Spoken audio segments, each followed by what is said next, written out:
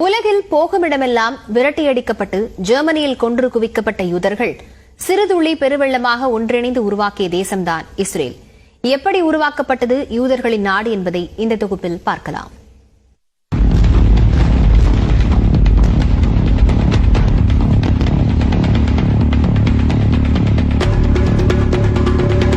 உலக வரைபடத்தில் வெறும் 28,000 சதுர கிலோமீட்டர் பரப்பளவை கொண்ட நாடுகள்தான் தற்போது போர் நடைபெற்று வரும் இஸ்ரேல் பாலஸ்தீனம் பகுதிகள். தமிழ்நாட்டின் கால்வாசி அளவு கூட பரப்பளவு இல்லை. இன்னும் சொல்ல போனால் நமது அண்டை மாநிலமான கேரளாவை விட சிறிய நிலப்பரப்பை கொண்டது இந்த பாலைவன பூமி. பாலஸ்தீனத்தில் பல்லாயிரம் ஆண்டுகளாக அரேபியர்கள் வாழ்ந்த பகுதியை யூதர்கள் ஆக்கிரமித்து தங்களுக்கென்று கட்டமைத்துக் கொண்ட ஒரு தேசம்தான் இஸ்ரேல் என்ற கருத்து பரவலாக உண்டு. ஆனால் யூதர்களின் பூர்வீக நிலம் இஸ்ரேல்தான் என்ற மற்றொரு கருத்தும் உலவுகிறது. இதை இன்னும் சற்று விரிவாக தெரிந்து கொள்ள சில 100 ஆண்டுகள் பின்னோக்கி செல்ல வேண்டியது அவசியம்.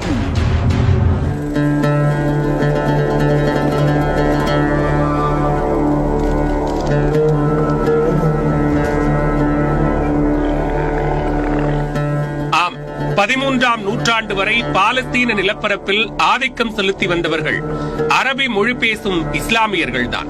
அங்கு 2ஆம் தர குடிமக்களாக வாழ்ந்தவர்கள் யூதர்கள். அத்துடன் எண்ணிக்கையிலும் அவர்கள் மிக மிக குறைவு. அதற்கு காரணம் பாலைவன பூமியில் பிழைக்க வழியில்லாமல் உலகின் பல்வேறு நாடுகளில் தஞ்சம் அடைந்திருந்ததுதான். ஆனாலும் போகும் இடமெல்லாம் விரட்டி அடிக்கப்பட்டார்கள் யூதர்கள். ஆனால் மேற்கத்திய நாடுகள் பலவற்றிலும் மிகப்பெரிய ஆளுமைகளாகவும் தொழிலதிபர்களாகவும் தங்களை நிறுவிக்கொண்டார்கள் யூதர்கள். அதில் சில நாடுகளின் பொருளாதாரத்தின் மைய புள்ளியாக இருந்தவர்களே யூதர்கள்தான்.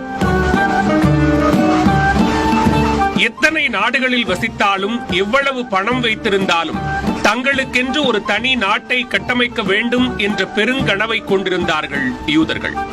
அதற்கு அவர்கள் குறிவைத்திருந்த ஒரே இடம் பாலஸ்தீனத்தில் ஜெருசலேமை மையமாக கொண்ட இஸ்ரேல் தேசம்.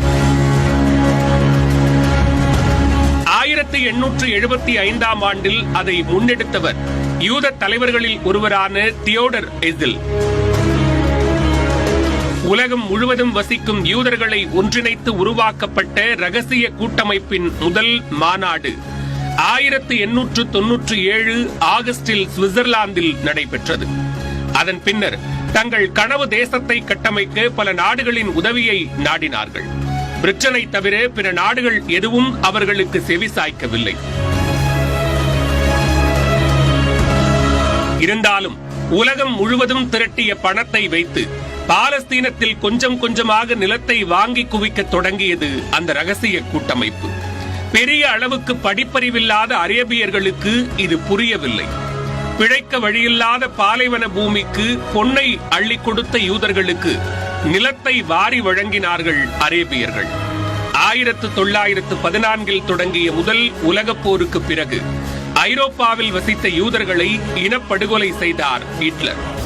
மீண்டும் நாடு நாடாக ஓடவில்லை. இந்த முறை அவர்கள் திரும்பி வந்தது தங்கள் கனவு தேசமான இஸ்ரேலுக்குத்தான். ஏற்கனவே வாங்கி போட்ட நிலங்களில் கூடாரங்களை அமைத்தார்கள், வீடுகளை கட்டினார்கள்.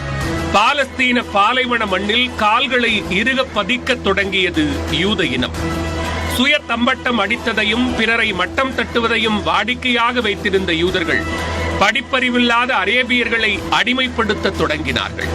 ஒரு கட்டத்தில் அரேபியர்கள் வெகுண்டெழ 1920 முதல் 1936 வரை இரு தரப்புக்கும் இடையே பலமுறை வெடித்தது வன்முறை.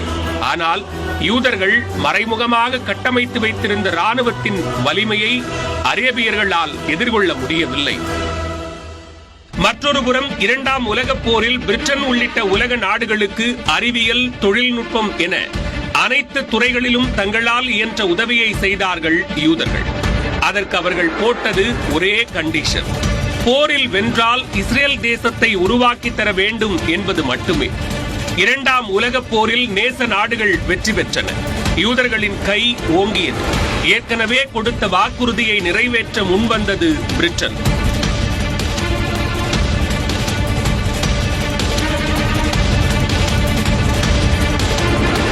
இரண்டாம் உலகப் போருக்கு பிறகு உருவாக்கப்பட்ட ஐக்கிய நாடுகள் சபை பாலஸ்தீனத்தை மூன்றாக பிரித்து அரபு நாடு, யூத நாடு, ஜெருசலேம் என 1947 ஆண்டு நவம்பர் 29 அறிவித்தது.